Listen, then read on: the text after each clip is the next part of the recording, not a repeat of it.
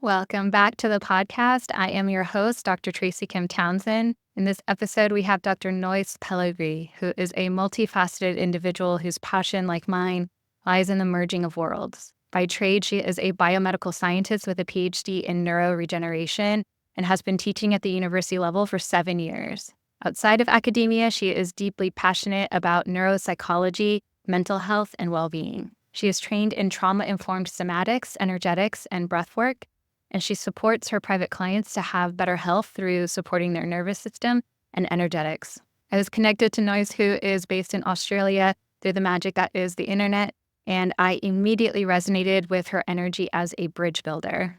In this episode, we dive into the intersection of biomedical science and energy work, her PhD research in neuro-regeneration, spinal attunement and how it helps with nervous system regulation, the role that emotional health plays in healing, navigating burnout and her identity post-PhD, and the archetype of the gifted overachiever. Without further ado, here is my conversation with Dr. Neus Pelegri.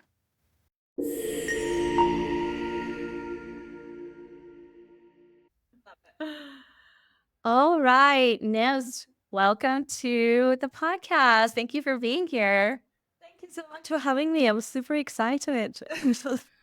So I was, diving into, stalking you really on the internet as much as I could before the show because we were just connected through an acquaintance, sort of a mutual acquaintance that we have.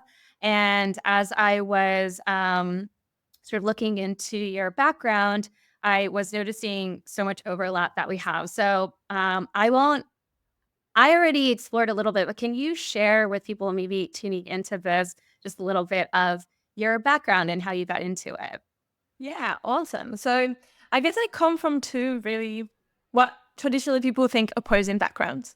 So from a way where I grew up and the way I grew up in was a really holistic environment. I was really lucky. I think I was really lucky that my mom chose to go alternatives very early in our childhood because she needed to heal things that she was just not finding answers in the more traditional medical system. And then through that, we went on a journey with her. So I grew up very much in traditional, in alternative medicine and learning about emotions and the body and how those are linked and how there's like this somatic link. Obviously, at the time, I didn't have all this language. It just kind of worked. But then life took me on a different turn after. So as I grew up, I got really interested in science and medical sciences. And I ended up training and like doing my degree in biomedical science. Then I went on to do an honors degree, which here in Australia is like you do a mini PhD, it's like a research year. And then after I finished, so that was in a spinal cord injury and nervous system research from a really anatomical point of view. And then I went on and continued on to doing a PhD in neuro-regeneration as well, very much hands-on, stem cell research-based, very medical, very clinical approach.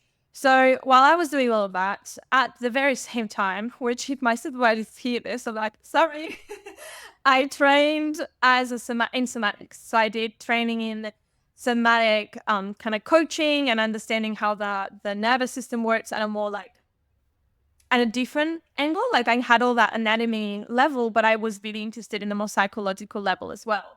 And through that, I also trained in more modalities that are way more, I guess, spiritual. So I've done shamanic practices. I've learned about space holding in a more energetic way. I've done a lot of training in energetics. So I'm training Reiki. I'm training spinal attunement.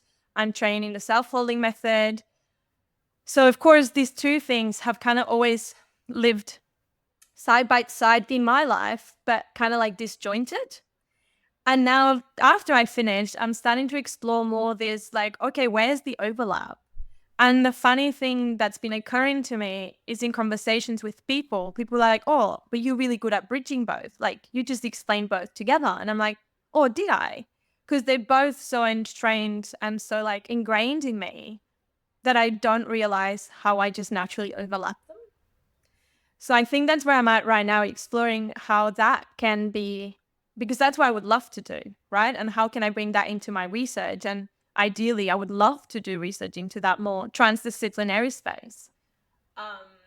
So yeah, I think that's a little bit about me. Where did you grow up? So I grew up in Spain. So I was born in Spain and Menorca, a really small island in the Mediterranean. And I moved to Australia in Sydney in 2013. So it's been actually 11 years. And what drew you to Australia? So to be honest, I feel like I haven't told this story many times, and a few people will probably be a bit surprised, but I got an astrology reading, and I was at the end of my high school. I had finished. I had a few things that didn't go as planned. I didn't get into the degree that I wanted, and I was kind of like, well, I don't want to just do anything, else. That's what I want to do. And the family friend suggested I study English as well because I wanted to do science, and I was quite fluent in English by then. And I did an astrology reading, and I don't even know what he did. I ended up blabbing it out of my mouth, and I was like, I'm moving to Australia. And after I said it, I was like, wait, what? So then I did. I just did. And sometimes I wonder, like, 18-year-old me, what was she on that she just completely like blabbed something out of her mouth and did it? I can say like I do not regret it at all. Like, I love, like, my life is here and I have no regrets. But it's one of those stories that when people ask me, I'm like, yeah, it was a bit of a wild one. Well, you let the stars guide you, it sounded like. That's what the stars looked like on the morning of your birth. I love it. It's so poetic, actually, to follow and take a leap of faith like that and move halfway across the world into a different culture and all of that. Language. Yeah, I did speak English because I did a fair bit of English through high school, but obviously I wasn't in an English-speaking country. So, but yeah. Wow. And how did you find yourself okay, so you said you grew up, um, in a family that it's funny we call it alternative healing because it's really kind of the original way that healing happened, unfolded, for so many generations. And then it's really only in the last, a couple hundred years, if just Western allopathic style medicine has really come to dominate the style of medicine that's practiced, post-industrialization. But it sounds like, I don't know. So were you always kind of drawn to the healing arts and thinking that you wanted to work in that space? Yeah, I think I was. I was really little, and because my dad practiced Reiki and did things at home that I was quite, exposed to it. I feel like I always felt like my hands could really, like, I felt a lot of energy in my hands, especially growing up when I was little. And then I kind of shut it down. I think like a lot of us do. And then in the more like, when I started to train and all these things again, it kind of like reawakened. And I think even just tapping more into my intuition after like things that have happened in my life, like they pushed me to actually believing that part of me. Because I think it's been like this internal split has also been very much there. Like, when I talk about these two worlds, like it's kind of been a reflection of my inner world of like this really analytical, really mental, really like good at pinpointing things part of me. And then this really intuitive, really soft, really connected, really energetic part of me. And I've never known how to weave them together. So it's kind of like, it's been really interesting to see how it plays out on the outside as well.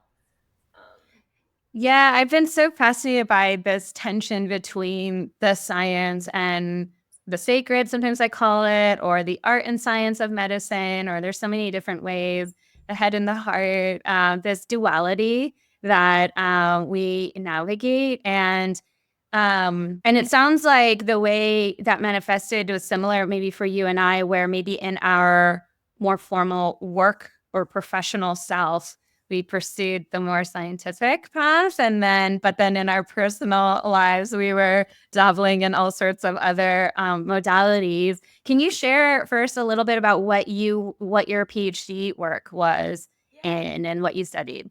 Yeah, so my PhD was quite an interdisciplinary and transdisciplinary approach to things as well, which I thought it was kind of fitting.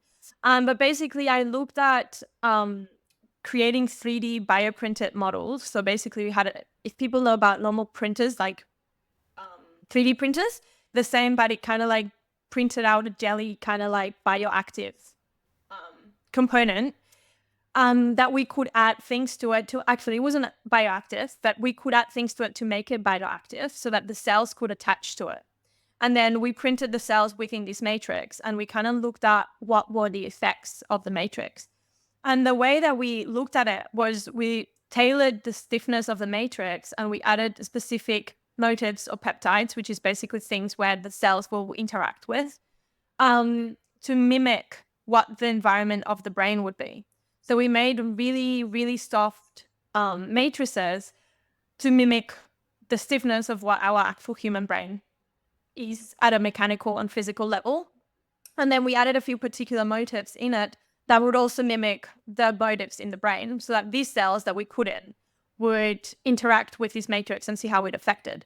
The thing that was a bit different with my PhD is that we didn't look at neural stem cells per se. We actually were working with fat cells. So I had a pool of human fat stem cells, and we were looking at how would the environment, if the environment in which they grow in changes, would they potentially change? Would they become something different? And then we also added a next step where once we had the matrix and we had studied what the matrix did, we added an extra component in. So we had the chemical induction on top of the physical induction. And then we looked at the effects of that at a proteome level, which is basically the protein expression of those cells and how they actually change from the control cells.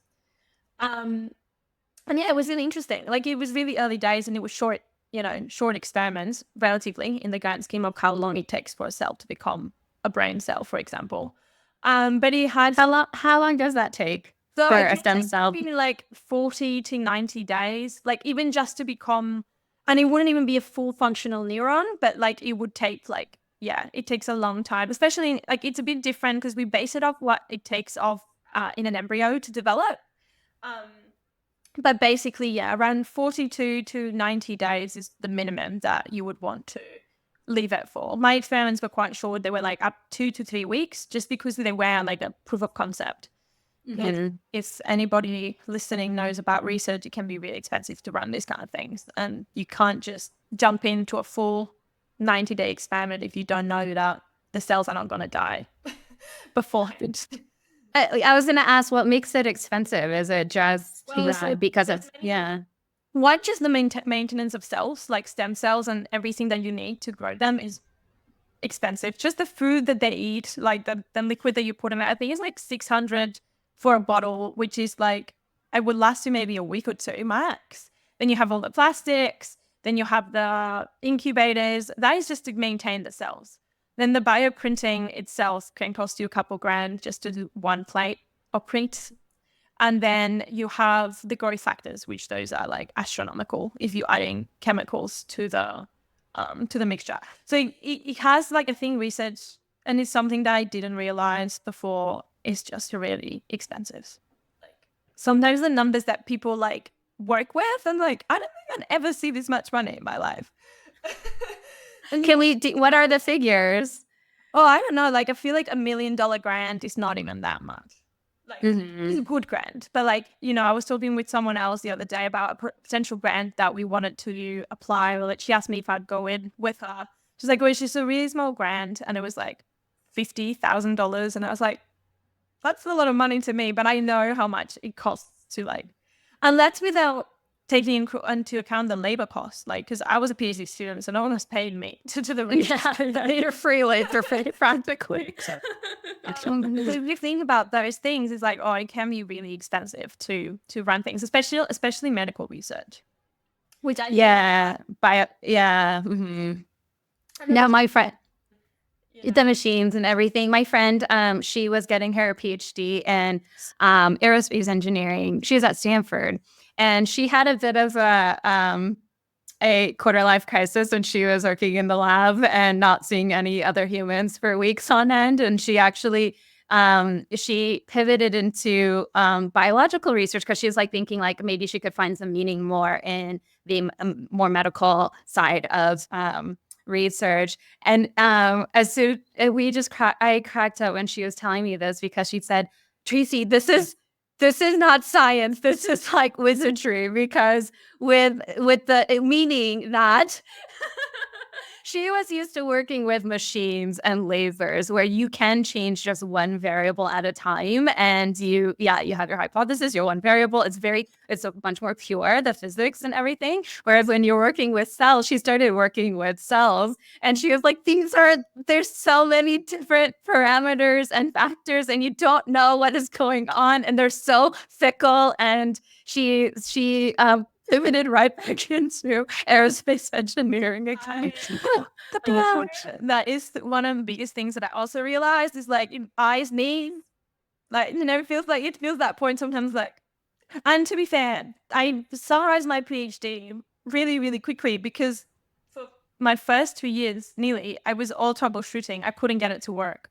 So, in my PhD, I did a lot of problem solving. I feel like if I have a PhD in something, I would actually more say problem solving than actual like neuro-regeneration because of the sheer amount of things that just sometimes don't work. And I think it also speaks a little bit, which I'm sure, I mean, some people may get upset at me for saying this, but I feel like research sometimes is not easily reproducible. Like you can follow a protocol that someone's written and you might not realize what you're doing differently, but for you, it's just not working. And sometimes that is a problem with like, research papers is that you have this research paper that looks great and then you try and copy it. And it might be that you're just using the different, brand of the same chemical. And would that be the variable? And I think that's why it takes so long to get medical research going as well and translating is because of this aspect of reproducibility. Because Yes.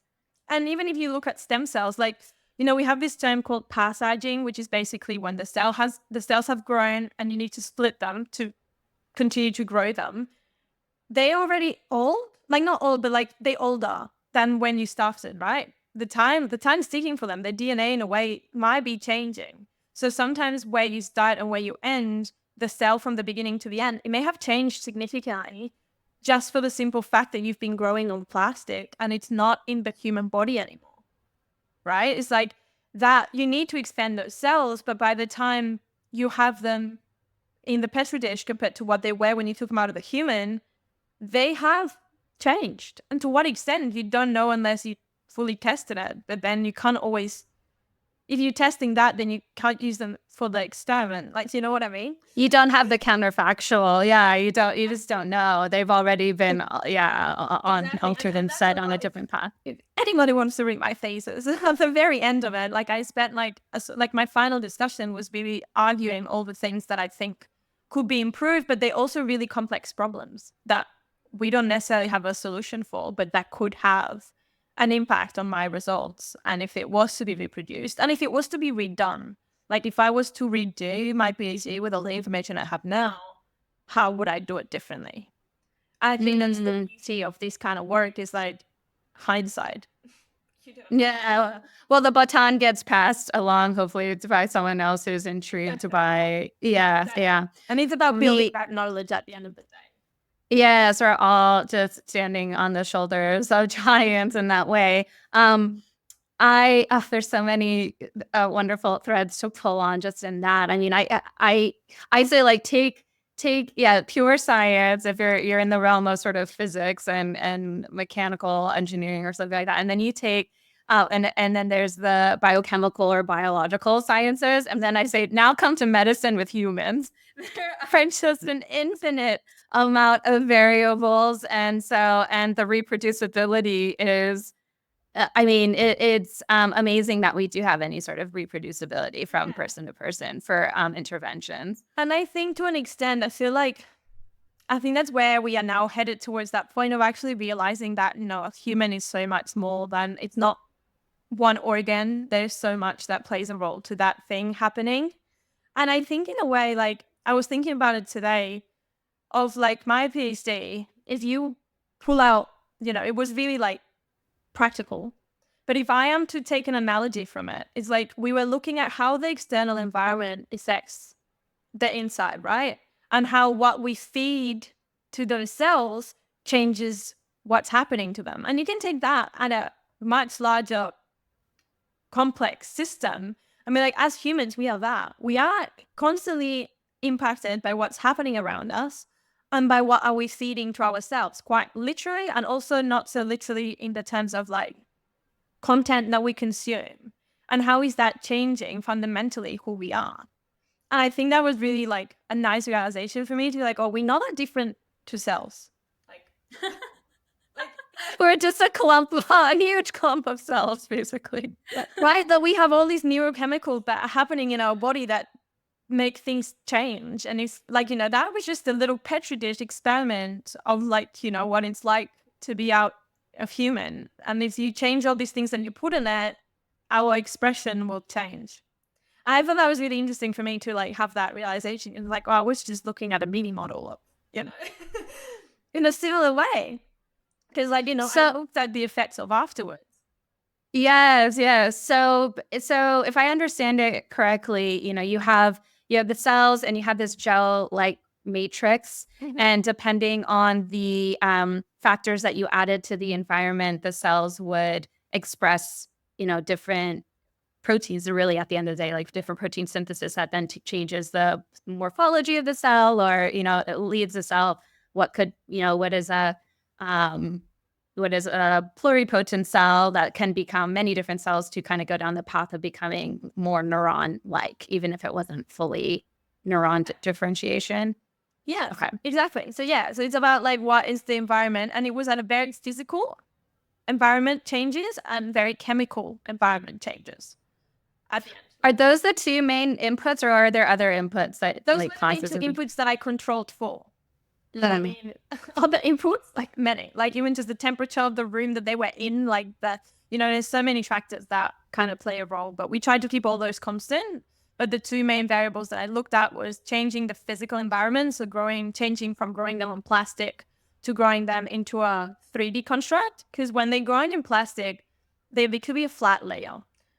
They nothing like what it grows in the human body, which is why there's been like, a much bigger push, and there's incredible technology out there for 3D models because of that factor. It became really apparent pretty quick, or like not pretty quick, but quick enough that, that the plastic environment that we were growing cells, any stem cell project, is not representative of the physical body that we're trying to mimic. So one question real quick I have though is, and this is all in the context of neuron regeneration or neuro-regeneration, which is regeneration of neurons anywhere in the body, or is it more looking like kind of peripheral nervous system, central nervous system? So at my stage, it was anything. So because it was such a proof of concept, and it was such early days that it's like, okay, if we kind of can keep going down this route, it's like, okay, what can we do with this after? But I guess the main idea is like comes down to this potential of having autologous transplants. Like in our like ideal world, or where that's where it came from originally, is like, well, if you have your own fat stem cells that can be removed from your body, grown, treated, whatever, either in the lab, and then put into a particular scaffold, and then given back to you either for a brain injury, either for a spinal cord injury, like, peripheral nerve damage, that would be like where it all began. Like, that was the idea that was underlying. That's sort of the holy grail that you're working towards. Okay. Yeah. Okay. That was the holy grail of like, okay, can we go to more personalized medicine? But of course, that just has a lot of other things to do with pricing and all of that. But like, that was the concept of, can we do that? Because it's so early days, this concept could be like, put onto anything else, nerve damage wise. Mm-hmm. So my background in medicine is in orthopedic surgery, and I'm just thinking back to, when I did my spine surgery rotation, and I had a rotation at a rehabilitation center for spinal cord injury patients. And so I, see these patients, and what is sort of conventionally taught is that, neuronal tissue basically doesn't regenerate, or it's very hard to. But what's fascinating, and I think this kind of will move into sort of your other areas of expertise that you've been exploring in terms of the more energetic, somatic, and looking at the myriad of variables that go into healing, which is a process that we still don't understand well at all, if you ask me. But where someone would have a spinal cord injury. Oh gosh, I still remember this young guy. He was in his early 30s, and he was just surfing. This is in Los Angeles. And he, waves overtook him, and he had a high spinal cord injury. I think it was, C7, something like that, cervical level 7. And but what was amazing was I saw him in follow-up at some point later, actually at the other hospital, my home hospital, not the outside institution I was rotating at. And he was like starting to walk. It was incredible. And his wife, who was she's like beautiful soul, who was just such a dedicated nurse for her husband, basically. And it was so beautiful. And they actually had made they had videoed content of his journey, and had shared it, just the progress he had made, condensed down into just, a few minutes of his journey. But I feel like I know was a vital part of this guy's recovery. And because it just the love she was pouring into him every day, and also just his whole outlook and attitude and spirit and energy that he put into getting better, because which is a painfully slow process, and you're healing from spinal cord injury. I'm just curious, like, how do you conceptualize like the healing, like the healing process. Yeah. Or how do you sort of what is your working philosophy, would you say, So at I this guess point? from a point of view, like a more technical point of view, I guess it depends that what type of spinal cord injuries he had. Was it a partial or a complete sever? Which, from what you're saying, it might have been partial. There might have been still a little bit of connection there. But it is fascinating because there is, and that's a bit what I did in my honors, which now there's a PhD student in my lab that is working on it. There is endogenous stem cells in the spinal cord. And I think the way we refer to them at the moment changes all the time, is neuroprogenitor cells. And endogenous means that they just naturally occur in the body, but they are in really small pockets, and there's really small areas in which they occur. And what my honors looked at, and now my colleagues' PhDs looking at, is a bit about how can you activate them?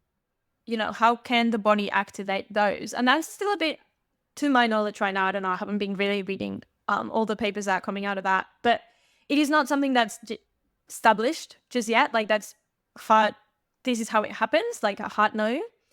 And it's interesting because I wonder to what extent other things plays a role. And what I mean other things is like, and this is where my working philosophy kind of comes in a little. I feel like our nervous system is really, and I mean, it is really intricately linked to our endocrine. And that endocrine system, the hormones, the chemicals, and how they produced depends a lot on our emotional state. Like, if you think about adrenaline and cortisol and stress. And to me, I wonder to what extent, a person's mental health and well-being and how they manage their mental health and how they manage their stress response to such a shocking event would affect the prognosis of that person recovering. Because at a very chemical level, your chemical composition will be different depending on where you are mentally. And don't even get me started if you like a female and have a female cycle. Like, that is a full other, that's something that I'm also really passionate about. It's like, the way our hormones are so intricately linked to our nervous system, and they are chemical messengers. And that's one of the things I was talking, because I teach at uni, and we were talking about this in my anatomy class. And I loved how we made the analogy of the nervous system is pretty much instant impulses, right? It's instant communication because, like, the electric impulses. The hormone system, so the endocrine system, is chemical, which means it takes longer. So a lot of the time, we don't realize that something that may have happened, I don't know, maybe even 10 years down the line, and that chemical process takes time to catch up. But when you're exposed to that chemical environment for long enough, your cells might change. And I guess that, as I'm saying this, I'm just thinking about my cells, right? And how I treated them with chemicals. I need to wait a certain period of days or even months to see a change on those cells that are actually detectable. So in the constant exposure of that chemical keeps happening over how many years, how is that going to affect the cells that it's impacting, right? And for those of you that don't know, like the hormones work through the blood system. That's how they work. So like the nervous system works through nervous impulses, works through nerves. But then the endocrine system works through the blood. That's where the hormones travel. So in a way, your whole body is exposed to that particular chemical. And I mean, I'm not talking and I'm not referencing any research, but this is just me from an observational perspective and knowing what I know about the human body. I'm like, how would that change someone's ability to heal if we look at their emotional health and their mental health at a very practical, like, hormone level?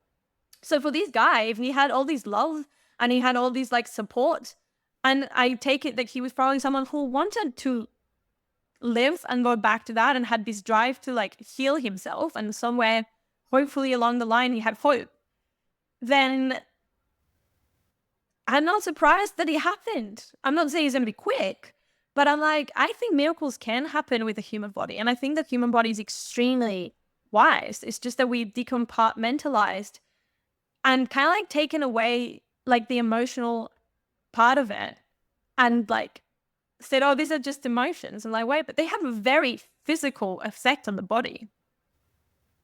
Absolutely. Yeah, I couldn't agree more. And I was with everything that you said, and I was actually just thinking about this too with just in response to when people are either coming on and off of medications or on and off of various psychoactive substances, even if it's something as common as caffeine. People will say, they will have taken this substance or medication for years, come off of it for a couple weeks, and then say, "Oh, I don't feel any different. What's the point of me?" And I'm like, darling, it takes time. Biology does not move quickly. It takes time, whether it just the cell turnover, right? It takes so many cells in our body are a 90 or 120-day turnover. And even then, Blood? I think blood is like 120 days. Like that's 3 months. exactly. That's a minimum of 3 months. And so, and then not to mention your the way that we're sort of wired on a nervous system level, that will take years usually to undo conditioning and patterns and all of that. We've just created this really just like kind of this like positive feedback or negative feedback cycles, and you just stay in them. And it takes a lot of intention to break those cycles on every level, physically, mentally, emotionally, and I always weave in spiritually. We love to sort of divorce, I think, ever since we had the separation of, we used to have the shaman in the village, as sort of the medicine person and the priest together in one person. And we had the separation of those roles. But so many people who manifest physical ailments or disease in the body, its roots, I find, are in there's our psychology, and specifically, I mean, and this is all also just there's robust evidence to support this through the adverse childhood experiences study, where really it was established that intergenerational trauma can correlates with nearly every chronic disease process that we know of.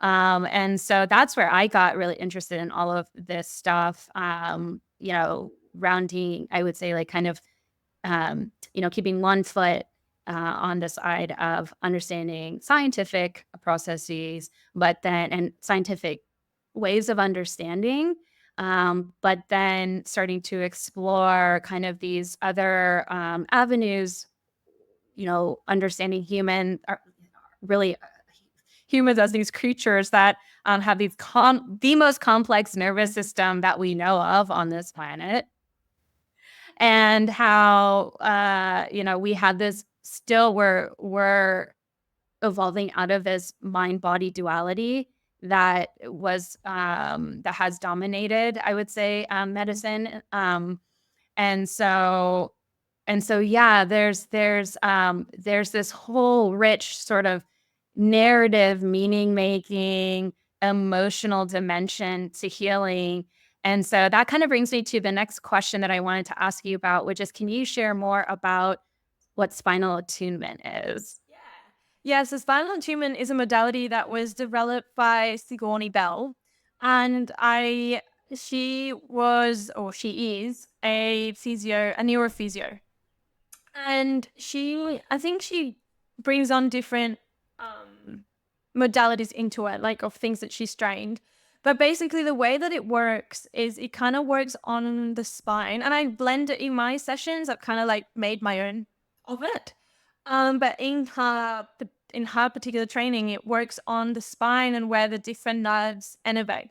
So if you think about the parasympathetic nervous system that comes out of the spinal cord, they'll have different areas of the body that they innervate and then they activate.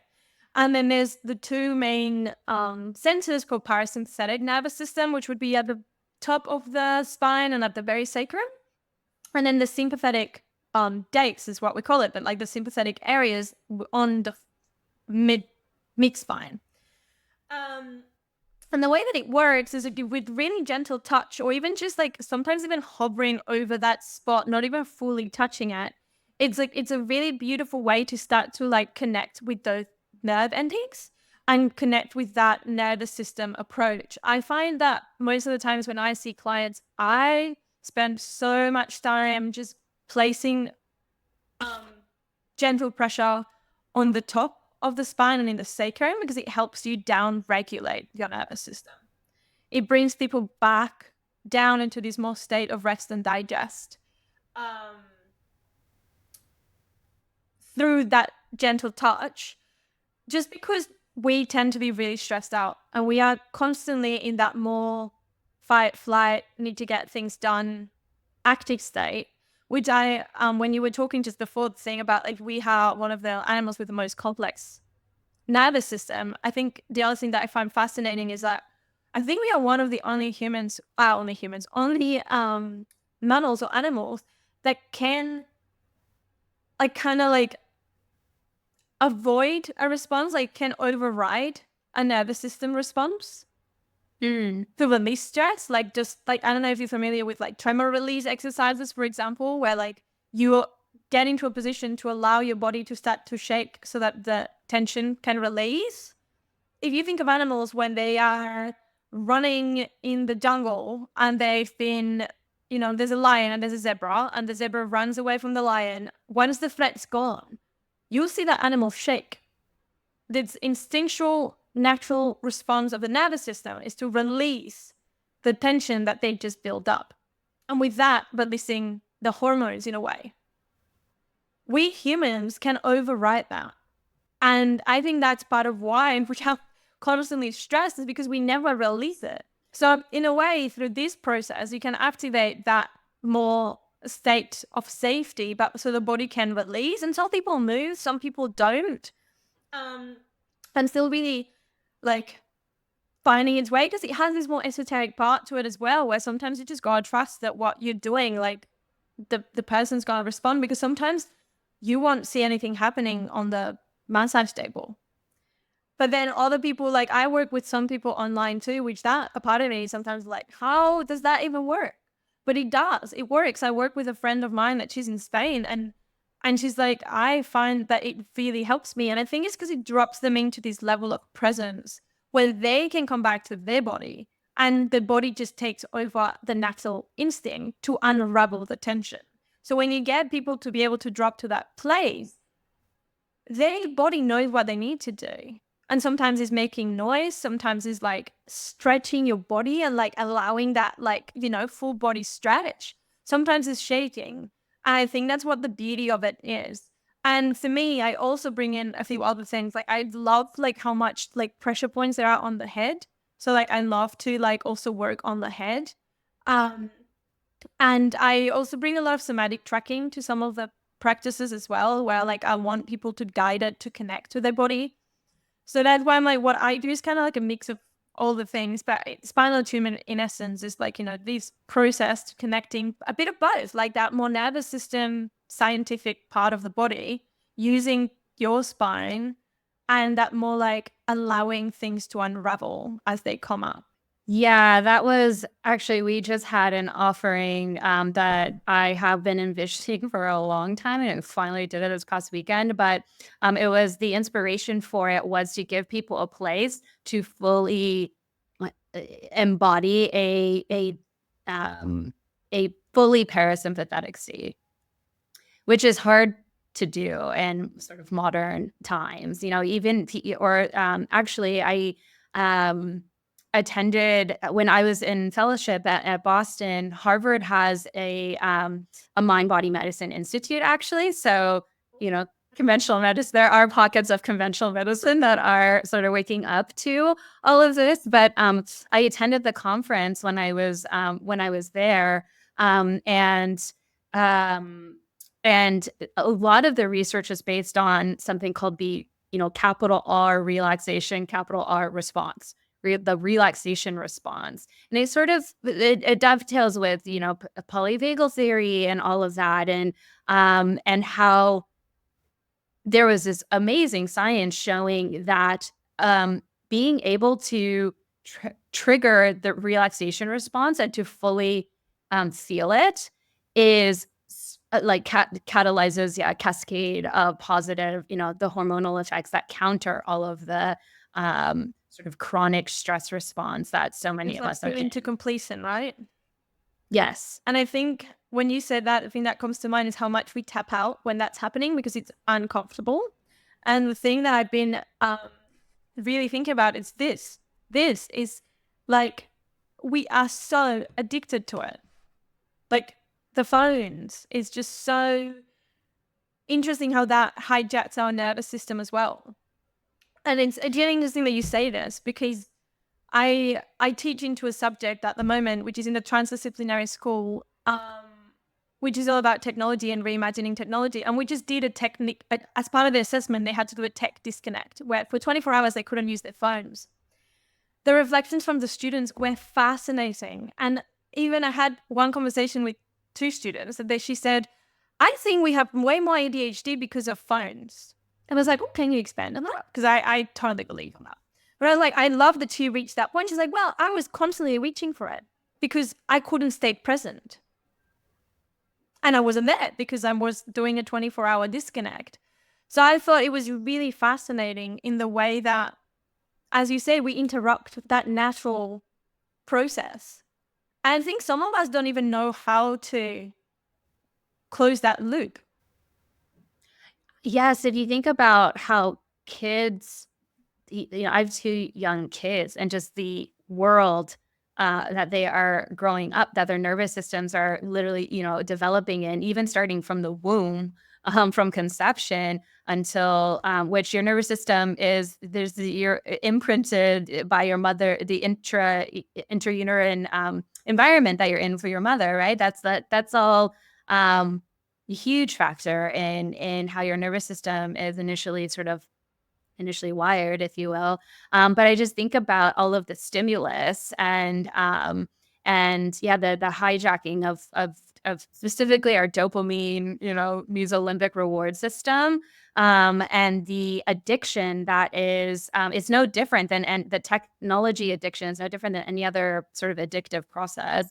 And yeah, and it's just like it feels more important than ever to weave these what are considered alternative modalities, whether it's meditation, breath work, cold therapy, contrast therapy, spinal attunement, learning how to be in, I think, a space together as humans, and to entrain our nervous systems with each other rather than with a device. Co-regulation, all of that is just like, I think that this is going to just become more and more important, especially as, I don't know if you follow any of the sort of AI stuff. I'm very peripherally following it because my husband works in tech. But yeah, what are your thoughts about sort of all of I that? have so many thoughts about all of that because I agree with the whole nervous system entrainment, and I think we are becoming entrained and with machines in a way, and the way in which and that's one of the ways I like to explain energetics to people who maybe don't know or they find that too esoteric. But one of the ways that I always talk about it, especially with friends that are a bit more scientific, is like, okay, you walk into a room, and if you have a person that's following the room, right? The person that are, think about the teacher. Okay, so if you enter in a classroom and you have the teacher, the people in that room are going to respond to the person that's in charge. And that is just, and I don't know enough neuroscience or behavioral neuroscience to give you all the words, but to me, that is that entrainment to the person that objectively has the power, right? So these people are giving the power to that person. But in the other hand, that person doesn't hold the power. And I've seen it a lot, people who might be teachers who are more quiet or who are not that good at taking, or if students are really rowdy and they don't know how to control them, the room will kind of go bonkers, right? And that is kind of they're just sensing what they can get away with. There's not a particular ABC that you can pinpoint, but it's a set of different interactions that happen. The same as if you walk into a room and let's say two people just had the biggest argument and they pissed off at each other, and you walk in there, you'll feel it. You'll be like, oh, what happened here? This feels... Or on the other hand, that you walk into a room and it's all happy chappy, people are good. You're like, oh, this is nice. And you can get behind it. And it's not it's, you could probably talk about behavioral neuroscience and all these other things, but is this just gentle, subtle energy that there is in that place that you can just pick up on. And I think that's what, in a way, nervous system entrainment is who do we allow to entrain to us and who do we mimic? And it happens with partners, if your partners have shit day at work and then they get home and you were so happy, two things can happen. Either that person can come with you and be in that happy bubble, or you get kind of be dragged down into the more not so good mood. And that's what we're not realizing, is that what we're consuming in social media, it's becoming that. And it's also becoming this new standard for life that doesn't show the truth.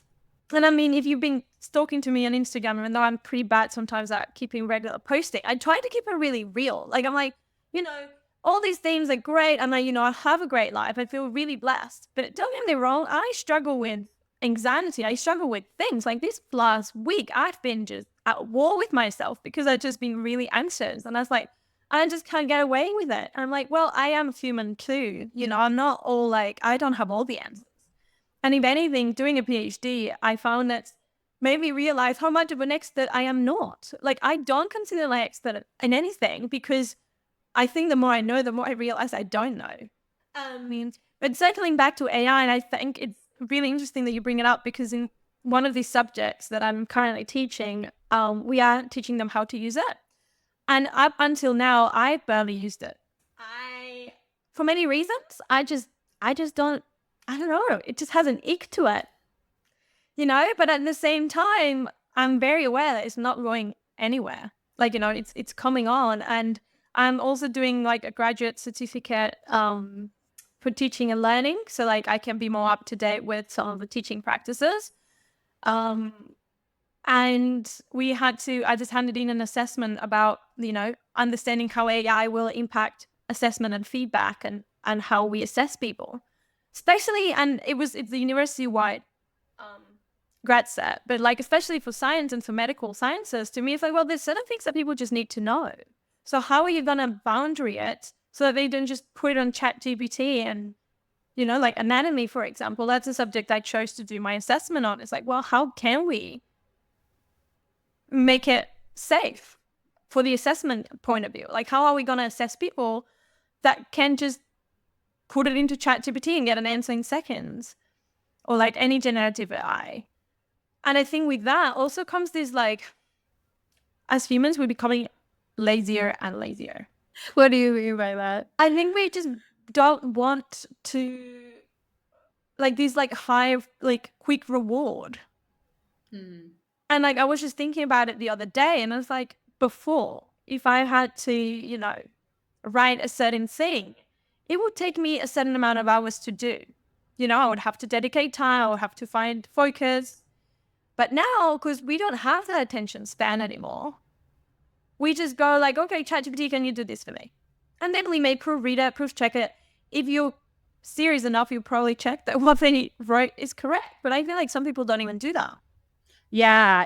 I have been wondering, what would it be like to be. I studied biochemistry in undergrad. That was my undergrad degree, and then of course med school. But like, what it would be like to be a student today with that as a tool. And I am experiencing it a little bit because I've been diving into all of the psilocybin clinical trials pretty in depth. So I'm back to reading, primary medical literature again, which is, it's written in all scientific literature is just written off, it's just like, it's written in that horrible passive voice. Yeah, that is also just really almost like not written for a human either. And I've been actually using the Claude AI model to just see like how it reads the medical journal articles, and it does like. It did, and this is like maybe 2 weeks ago, completely hallucinated a statistic in the results section. And because when I went back to read it to verify, I was like, how did it draw that conclusion? So yeah, students definitely go back and I think we had this version and back with Spark Notes, back in the day with reading, if you wanted to skip reading a piece of fiction or something like that. It just robs you of the full richness of the learning experience. But I do think they can be, I'm fairly, agnostic about whether or not every piece of technology, I kind of take the stance as neutral and can be used for good and can be used, for bad. And I do think it can be an incredible personal tutor. I was, you can read about, Bonferroni correction was blah, blah. What is the Bonferroni correction? And can you explain it to me like I'm 10 years old, and then explain it to me like I'm an undergraduate student. Now explain it to me like I'm a PhD statistician. So yeah, it is interesting. I think too that, yeah, there's again so many interesting sort of golden threads to pull on, but sort of like going into the realm of social media and how we entrain together on social media is a fascinating one. Um, d- did you ever see the documentary The Social Dilemma? Oh no, I haven't. I have to watch it. No. I think that's how it's called. Oh my gosh. So I think it was Tristan Harris. I'll put the link in the show notes. But basically, it's fantastic. It's basically about how like I hope that this is more common knowledge now, but I'm not sure that it is. But basically, how the algorithms or intentionally designed to prey off of rage, really, like creating these like rage machines, because that evoked the most engagement from people. Like things that provoke rage are more likely to get engaged with, to be shared, and so you'll see sort of rage being spread all over. And also, if something does trigger a rage emotional response, it will feed, because your eyes stay on it longer, and the algorithm is incentivized to show you more of that, and then you see more, and then you just become sort of progressively like taken down this rabbit hole where you just become the biggest misanthrope. And it's not it's definitely not good for your mental health. And I've been really interested in this idea of it's sort of two parallel ideas, sort of like conscious consumption of social media or conscious engagement with it. And then also media as medicine. And so kind of going off of that idea, and I think it's really cool too what I see you playing with, at least over on Instagram, where it's almost like your account is a little medicinal, piece of pocket in the Instagram universe, and how, people who are maybe moving through any number of wherever they are in their journey, in their sort of health journey, they can come across your page and it's like, "Ooh, wow, this is really cool. This is like PhD scientist who studied like neuro-regeneration, who also studied Reiki and somatic, like therapies and spinal attunement. Like, what is this about?" And um and be set off on a different kind of rabbit hole that's much more generative. Yeah. Whole, yes.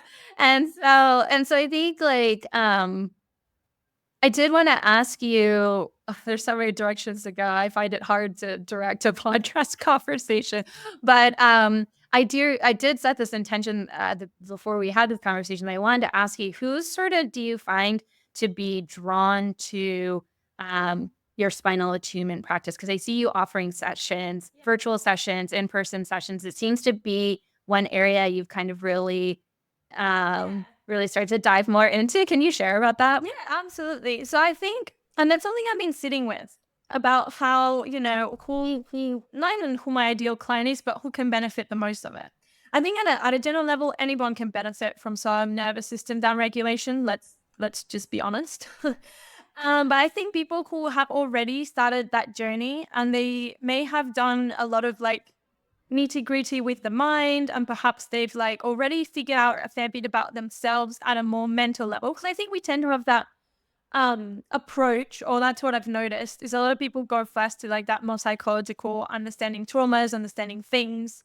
And then people that are just wanting that extra support for their physical body and want to move into that somatics. And like, okay, I've been working on this stuff for a long time kind of thing. And I feel like there's just something sticky that I want to mix through, or that genuinely want to come back to their body and start to understand what's happening internally and like have a moment of presence with some energetic support as well to it. And that's when I like in my spinal attunements, I also blend in through the self-folding method, which is a lot about somatic tracking and somatic awareness of your body. So that would be people who are open-minded and want change as well. Like there's nothing, and I think is a bit what we're talking about, that spinal cord injury die is like, if you don't believe in what you're about to do,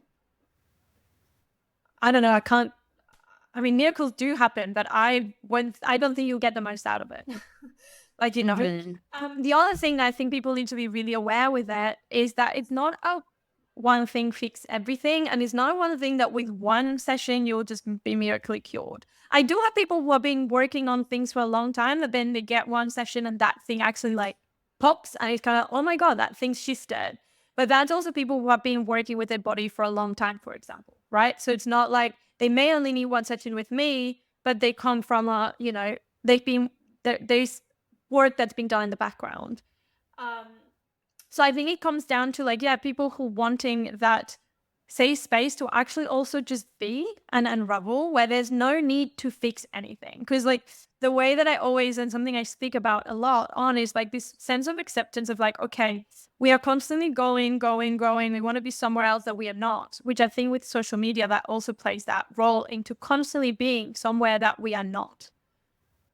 And it's bringing that back to presence, being like, hey, whatever's happening right now, even if it's just for this hour, these 90 minutes that we have together, can we be present? Can we be here? Can we accept that what's happening right here, right this minute, it's okay?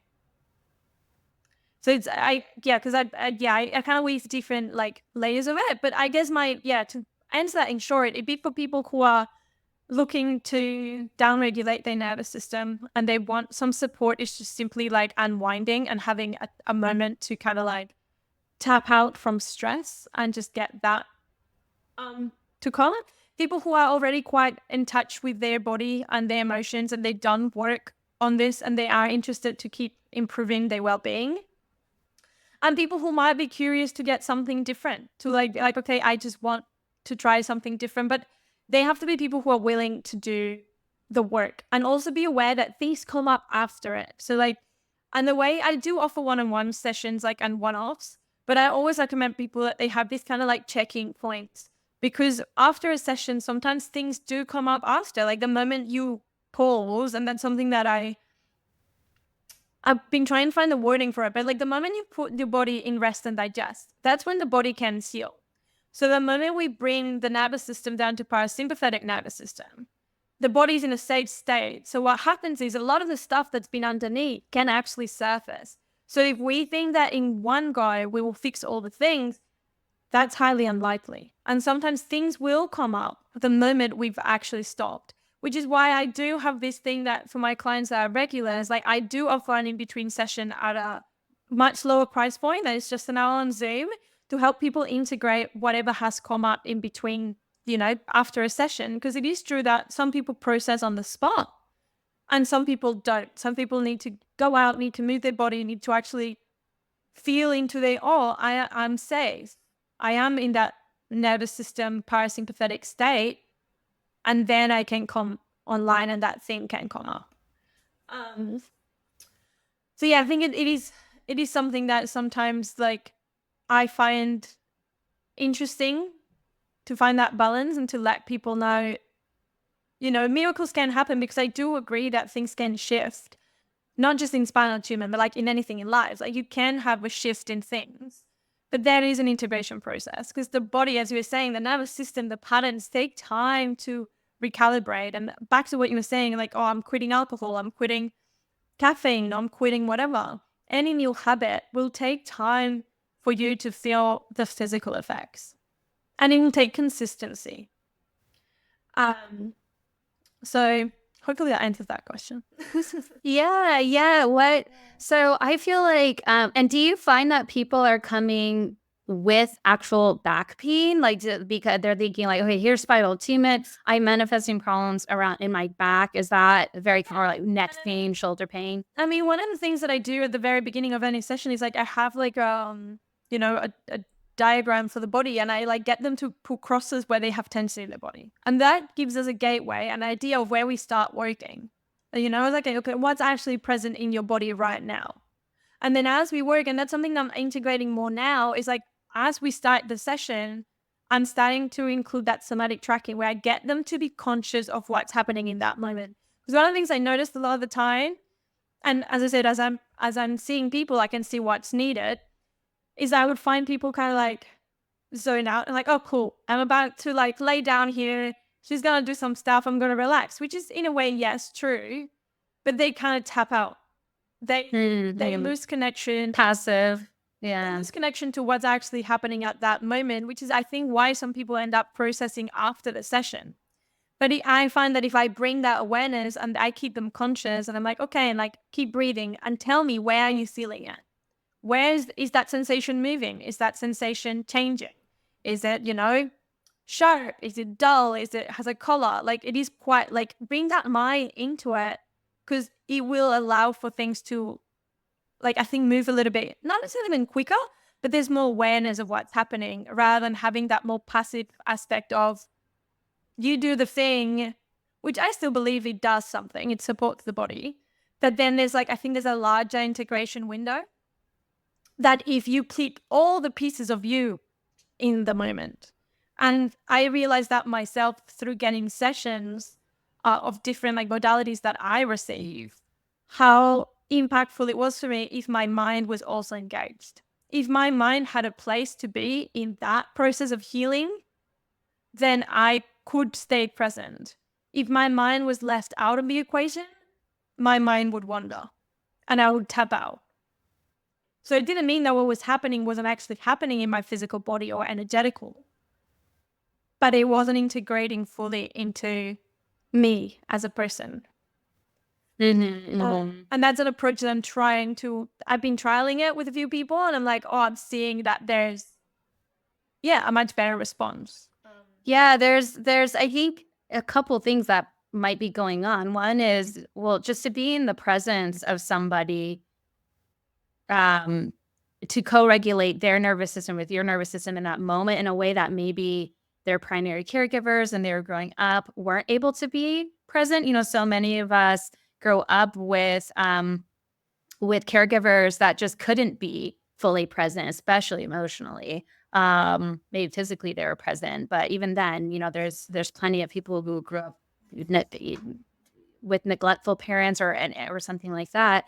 But just to be in the presence of another human, who that in and of itself can be so healing for people, and to be able to fully surrender to that in a safe space is in and of itself very therapeutic. But then there's another element to the therapy where if they can remain engaged and active in the session, that they can then go on um, to self-regulate later, which is ideally, what I think like most practitioners want for whomever seeks out their services is like, I would love to teach you how to do this for yourself so that you don't ultimately need to do this, or maybe you can do it for other people. And so that there's really that true healing process that unfolds.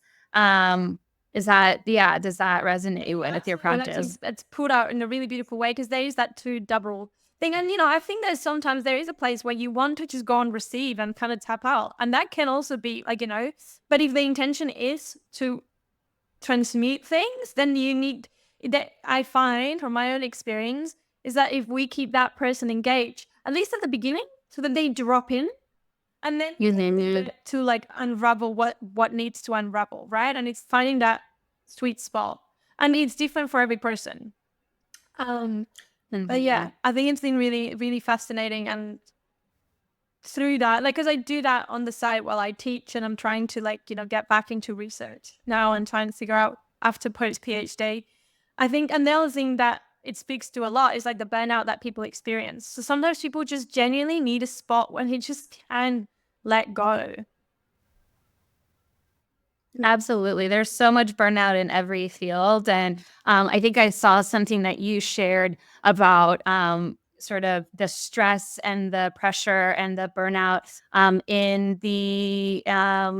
in for PhD students, how that is uniquely kind of stressful in its own way. And I did want to ask you about that, sort of your journey, your PhD journey, and speaking to that a bit, that experience. I feel like, and it was really interesting because I recently participated in a research. I think she was clinical psychologist. That she interviewed me for her research. And it was about people who had finished their PhDs in the last 2 years.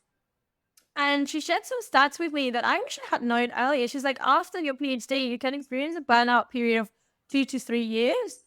And it takes, like, the way you push your mind to achieve the thing that you're doing is beyond anything that you're, quote unquote, like, man, I may be butchering what she told me. But basically, we're just saying that it is such high level of stress that your mind is, if you're feeling exhausted after and you don't know why, it's just because you've done such a strenuous job at it. And if on top of that, you add any personal matters that may happen when that's happening, and that was me, the end of my PhD, let's just say it was traumatic to say the least, on personal front as well, then it puts you to a point where you kind of breaking out the seams a little bit. And I took the approach after I finished my PhD to actually like not dive deep into like finding a postdoc and not dive into like full-time work, because I personally just couldn't. I've kept teaching and I love teaching at the university, and I am starting to get to a point where I wish I had more idea of what I want to do post PhD. And I think that's also very common for a lot of people, that they finish and then they're like, and now what?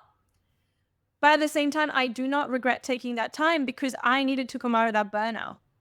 And if I go to, at the beginning of my PhD, like I've had COVID pandemic in the middle. So I ended up pausing it for a while because I just couldn't get things done, and the state of the world, and it was really hard to get into labs, and it was really hard to like, people weren't on site. Like, it was just really stressful.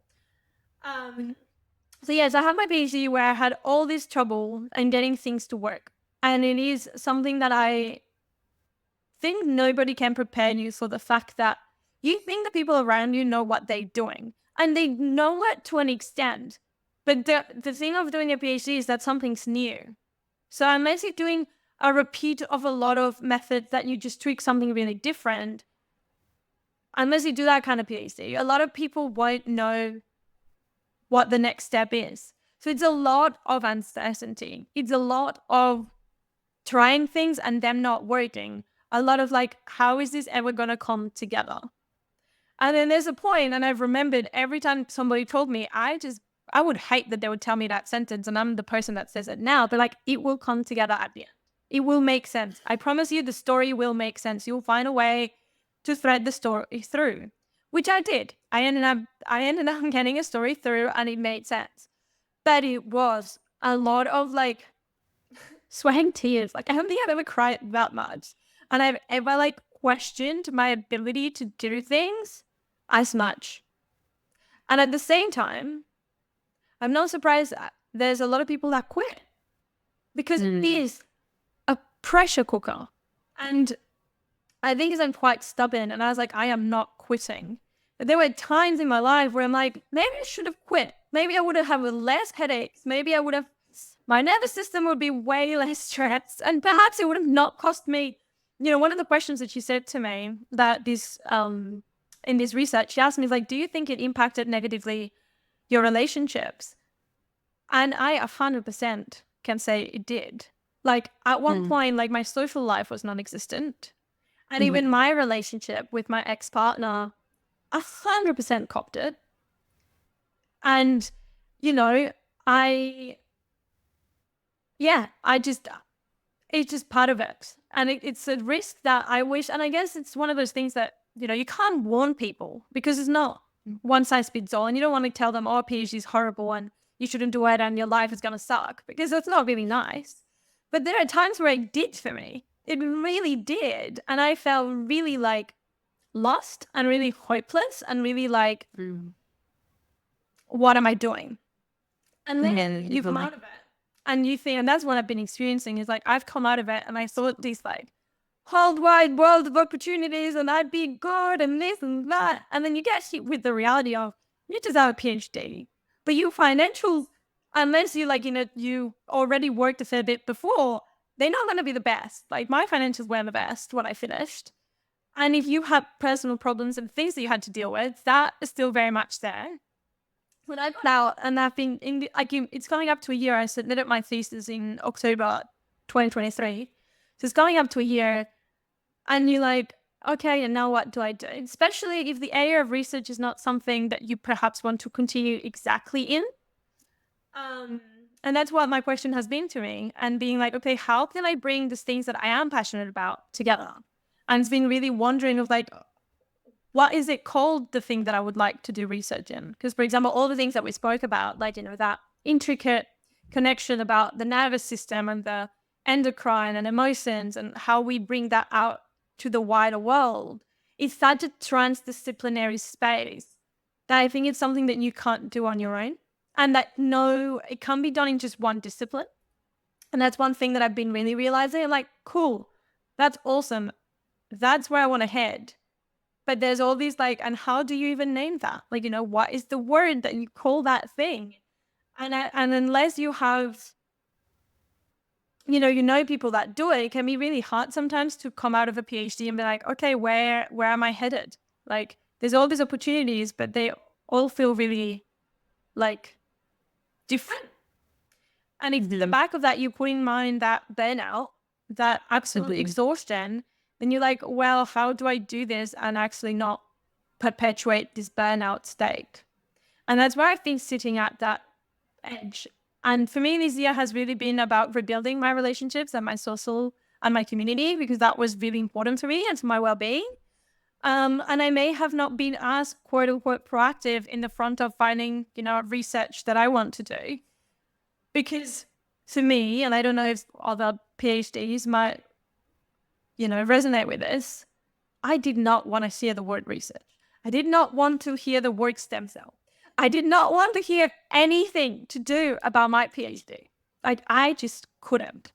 And then I think 6 months post PhD, 6 months, maybe like a bit more, I had a moment. It was like, oh, this be really cool to look into this and do some research on that. It's like, oh, okay. I don't need research. I just needed a break. So I've like coming up to a year, I've been starting to find that curiosity again, and that's what I wanted. Like I didn't want to jump into something from a place of you have to do it. And don't get me wrong, if things scary, and I like at times I'm like, did I make a mistake? But I didn't want to jump in with the wrong intention. And I think that's something that also defines my work and my excellence as a person is what's the intention behind what I'm doing? I really love asking myself that question. Because I'm like, am I acting from a place of fear? Or am I acting from a place of, is that thing going to keep me in integrity with myself and my values? Or is it moving me away from that? That's the questions that I always go back to when I'm trying to, make a decision. And that's how I came to this decision. I was like, okay, me jumping into a full-time job, what is that getting me closer to? And what is that the intention behind it? Am I doing it because I feel like if I don't, then my chances at doing research will be gone? I'm like, no, I don't genuinely believe that. And maybe it is. And if it is, then that's fine. But I don't want it to be at the price of my own health. Not just mental, it's like physical health. Oh, yeah. I was like, so much of that I think resonates with, it resonates with me, and it resonates with so many people in the healthcare profession, just doctors too, who get through residency, and then you take your fellowship, and then you take a job, and, taking sabbatical or time off or whatever is just so terrifying for people. And yet they're so burnt out, and the relationship, I actually just shared this the other day, like, you actually don't have a stressful job. You have you relate to your job with stress. And that was when I first heard that. I was like, because I would work with people who were doing the same thing that I was, I'm like, oh, I would justify all the time, like, this is really stressful, what I'm doing. Like there'd be like gunshot victims coming in through like one after the other, or people with spine injuries, and we're operating, millimeters from the spinal cord. I'm like, this is really stressful. And yet I would be operating with other people who they were rare, but I did cross paths with them, and they would leave a really big impression on me of people who didn't relate stressfully at all. And I was like, oh, what are those people, what are they doing that I don't know about? And I realized a lot of the way that I related to, whether it was schoolwork or, coursework or my job, was inherited actually. And also just the pressures, and also, having my self-worth tied to my job identity. That was a really big one to disentangle, and to really become empowered and self-sourced in a way that was separate from my identity as a doctor.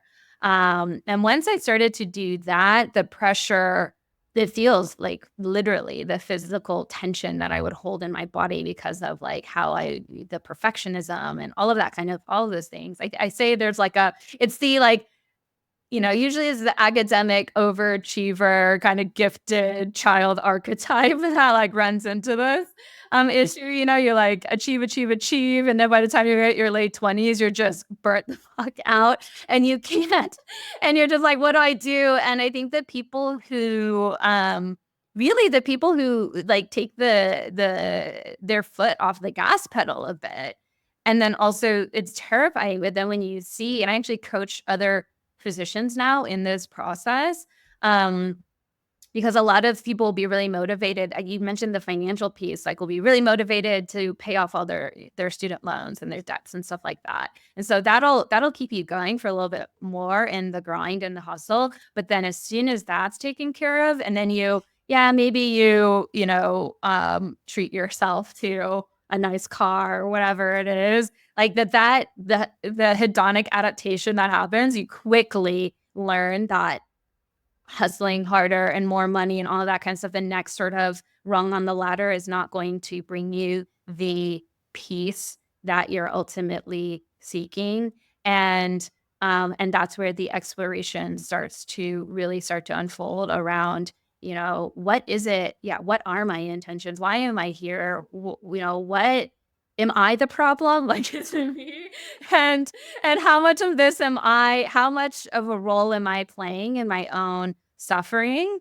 And then yeah, you, like you mentioned before, like a lot of us start with the exploration of the story of it all mentally, kind of cognitively, and then you make so much progress, and then after a while you realize, yeah, there's top down processes happening, so my thoughts are influencing my behaviors, which then influence my physiology. But then there's also, our the fact that we're these creatures that move about in a 3D space in an environment and interact with our environment, other people that have this bottom up response as well. And so there's that whole kind of like this nervous system regulation um, processes happening. And I'm really fascinated by it. Hence why I was, so wanting to speak with you. And then I've interviewed a few other people kind of in this space.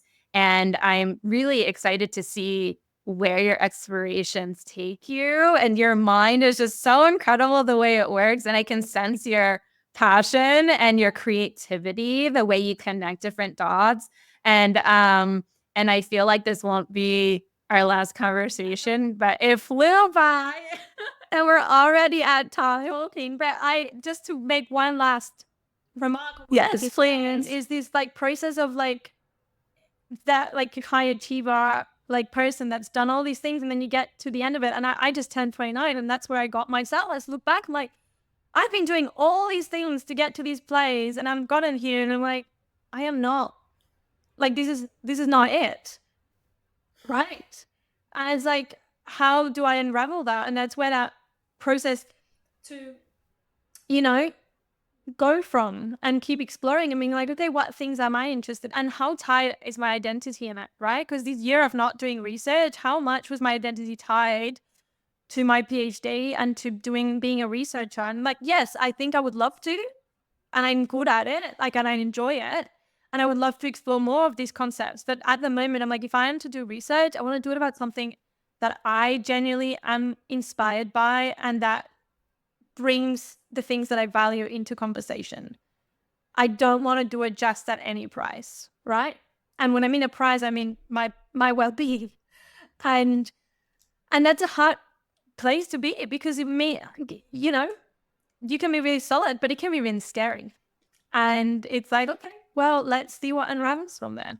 So yeah, you go from being extrinsically motivated to it's shifting to like what intrinsically motivates me. And it's that process of coming home to your authentic self, which requires quieting down all the other voices that aren't the truth that's deep in our hearts. And I don't think we have a lot of models of people who have gone that way. And it is a tremendous privilege, I think, to be in a position to be able to do that. And yes, it's still and it's still an agonizing process.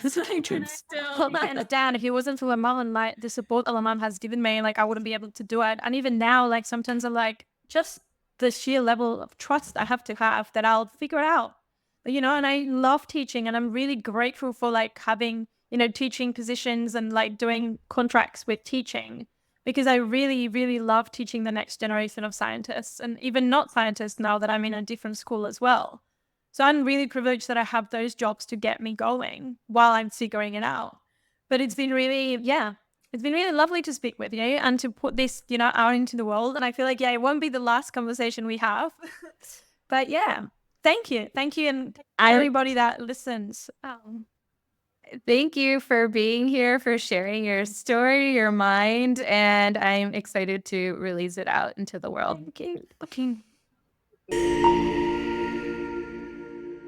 Hello, beautiful people. If you enjoyed the episode, please do hit that subscribe button so you can follow along for more. And it would really light us up if you could leave a comment or a review, maybe share something that really spoke to you and resonated with your heart, or share the episode with a friend or a loved one, or simply hit the like button.